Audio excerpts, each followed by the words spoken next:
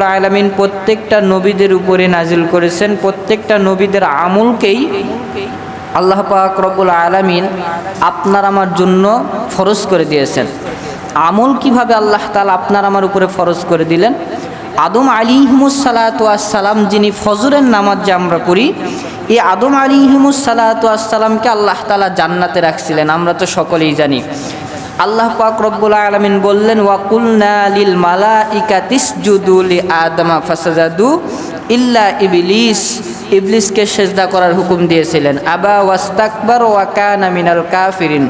সে বলল আমি কি করতে পারবো না, সেজদা করতে পারবো না। ওয়াল কাফিরিন, সে কাফেরদের অন্তর্ভুক্ত হয়ে গেল। এই আদম আলাইহিমুস সালাতু ওয়াস সালামকে আল্লাহ তাআলা জান্নাতে রাখছিলেন আর বলছিলেন মিনাশ শাজারতি, যে তুমি কখনো ওই গাছের নিকটবর্তীও হবা না।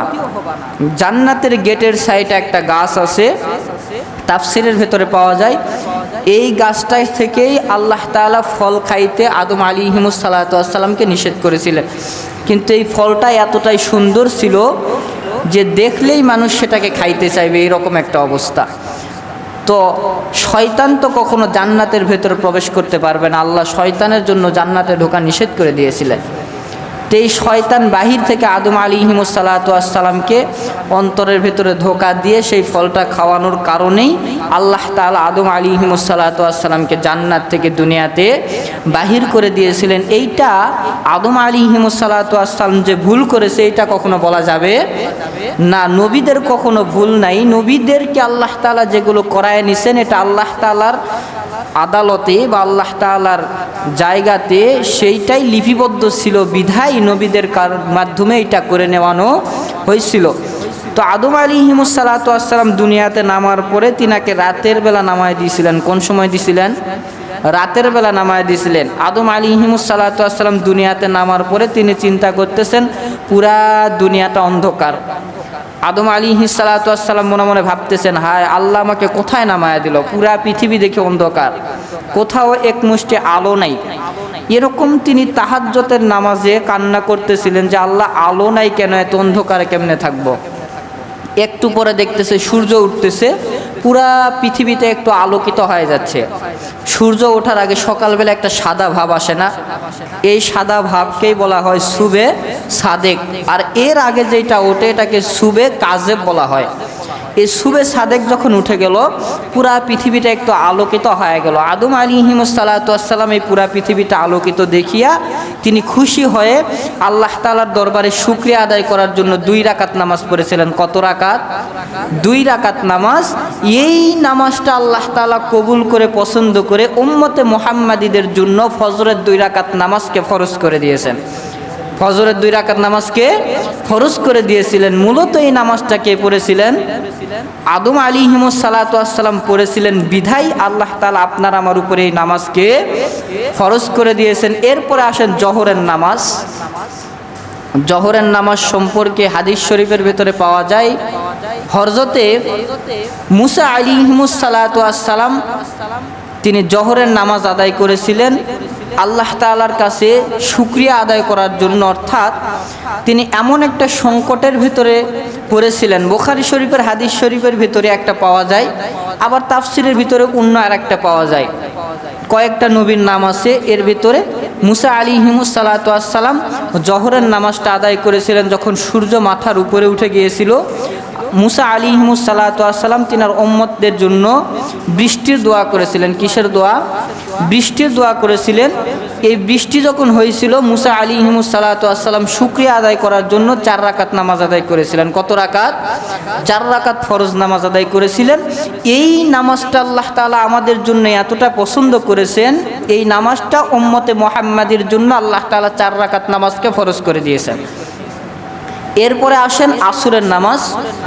হযরতে ইউনুস আলাইহিমুস সালাতু ওয়াস সালাম যখন মাছের পেটে চলে গিয়েছিলেন, মাছের পেটে যখন তিনি ছিলেন, তখন মাছের পেটের ভেতরে তিনি একটা দোয়া সর্বসময় পাঠ করেছিলেন, লা ইলাহা ইল্লা আনতা সুবহানাকা ইন্নী কুনতুম মিনাজ জালিমিন।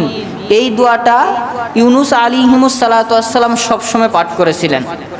তো তিনি পাঠ করার কারণে মাছ তিনাকে হজম করতে পারে নাই। মাছ যখন তিনাকে তীরে এসে নিজের ভিতর থেকে তিনাকে বাহির করে দিয়েছিলেন, তখন ইউনুস আলাইহিস সালাতু ওয়াস সালাম বাহির হয়ে দেখতেছে সূর্যটা একটু লাল লাল ভাব হয়ে গেছে, অর্থাৎ আসরের ওয়াক্ত, যেই সময় আমরা আসরের নামাজ পড়ি এই সময় আসরের ওয়াক্ত যখন সূর্য একটু লাল লাল ভাব হয়ে গেছে, তখন তিনি এই যে মাছের হাত থেকে রক্ষা পাইলেন, এইটার জন্য আল্লাহর কাছে খুশি হয়ে আল্লাহর শুকরিয়া আদায় করার জন্য 4 রাকাত নামাজ পড়েছিলেন। কত রাকাত? 4 রাকাত। এই 4 রাকাত নামাজটা আল্লাহ তাআলা এতটা পছন্দ করেছে, উম্মতে মুহাম্মাদের জন্য এটাকে ফরজ করে দিয়েছেন। আর উম্মতে মুহাম্মাদে কারা? আমরা। আমাদের জন্য আসরের নামাজ আল্লাহ তাআলা ওই ইউনুস আলাইহিস সালাতু ওয়াস সালামের নামাজটাকে আমাদের জন্য ফরজ করে দিয়েছেন।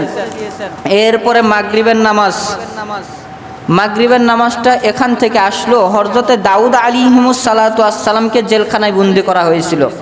তিনাকে জেলখানার ভিতরে এতটাই অত্যাচার করা হয়েছে, তিনি অত্যাচারে একবার অতিষ্ঠ হয়ে তিনি আল্লাহর কাছে দোয়া করছিলেন, আল্লাহ আপনি আমাকে এই জেলখানা থেকে উদ্ধার করুন। নবীরা কখনো আল্লাহর কাছে দোয়া করেন নাই যে আপনি আমাকে এই আযাব থেকে রক্ষা করুন।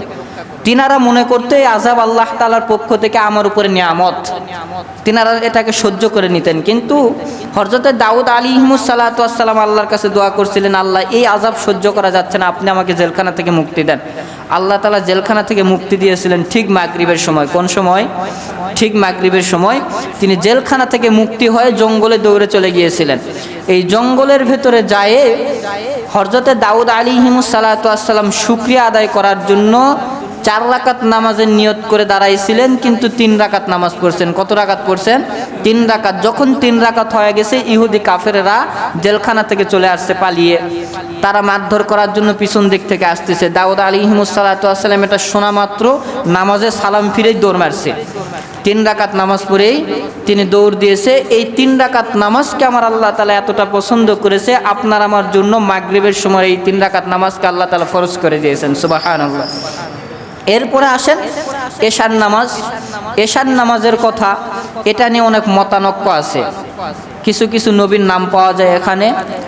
তো বিশুদ্ধ মত অনুযায়ী এশার নামাজটা হযরতে সুলাইমান আলাইহিস সালাতু ওয়াস সালাম তিনার কথাও আসছে, এবং আমাদের নবী মুহাম্মদ রাসূলুল্লাহ সাল্লাল্লাহু আলাইহি ওয়াসাল্লামের কথাও আসছে। তিনারা আল্লাহ তাআলার শুকরিয়া আদায় করার জন্য যুদ্ধের ময়দানে বিজয় হয়েছিলেন। এইটা শুকরিয়া আদায় করার জন্য রাতের বেলা তিনি 4 রাকাত নামাজ পড়েছিলেন।